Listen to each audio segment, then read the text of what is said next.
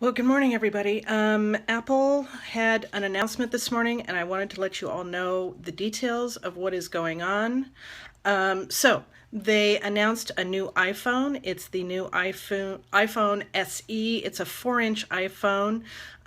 If you are one of those people who likes the smaller iPhone rather than the humongous iPhone, which I don't like, this one would be for you. It has the same processor as the iPhone 6S, same graphics performance as the iPhone 6S, 12 megapixel iSight camera, 4K video, LTE Wi-Fi up to 150 megabits per second, Touch ID, Apple Pay, blah, blah, blah, blah, blah. All the same features as the iPhone 6S or 6S Plus. The cost is a 16 gigabyte phone, $399, a 64 gigabyte phone, $499. Of course, they have contracts on that if you want a 2-year contract.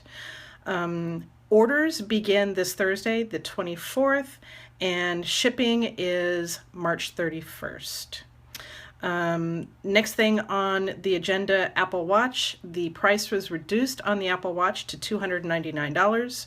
I personally still think that's a little bit too much money to pay for a watch, so I have not even bit the bullet and done that yet.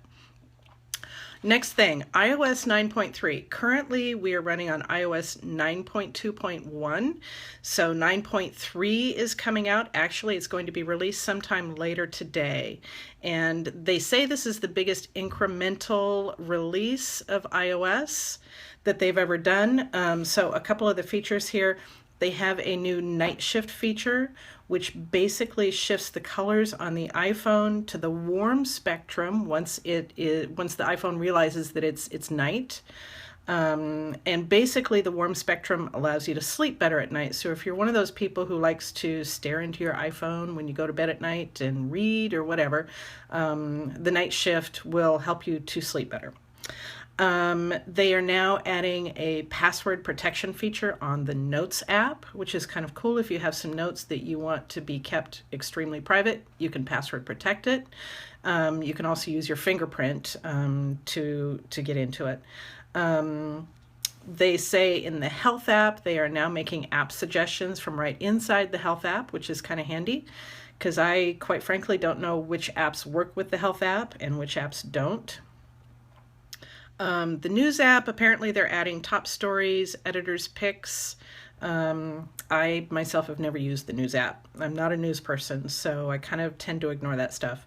CarPlay, apparently every major car brand has now committed to integrate CarPlay into their vehicles, which is kind of cool. It's a free update, iOS 9.3. Like I said, it comes out today as of right now, which is what, 11:22 Pacific. I have not seen it. I just checked my devices a few minutes ago.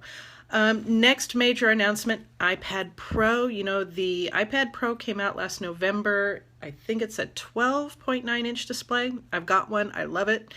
They have now come out with a 9.7-inch iPad Pro Retina display. They say it has a feature called True Tone Display, which apparently measures ambient light and matches the light in the room to the colors on the display. I'm not quite sure how that works, but apparently the people in the audience thought it was a pretty big deal. So it's got a 4-speaker audio system, whereas the other iPads just had a 2-speaker system.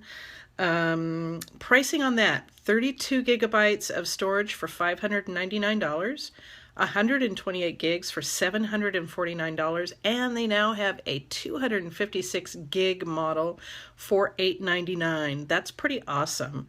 Much better pricing than the 12.9-inch iPad Pro, about a $200 difference on the various storage sizes. Orders begin on March 24th, 2 days from today, and they will ship out on March 31st. So couple of new products from Apple today, kind of exciting. Smaller screens on both the iPhone and the iPad Pro. Apple Watch, a lower price, and iOS 9.3 should be hitting your phones later today. So that's it for the Apple announcement. So I will see you guys later. Bye.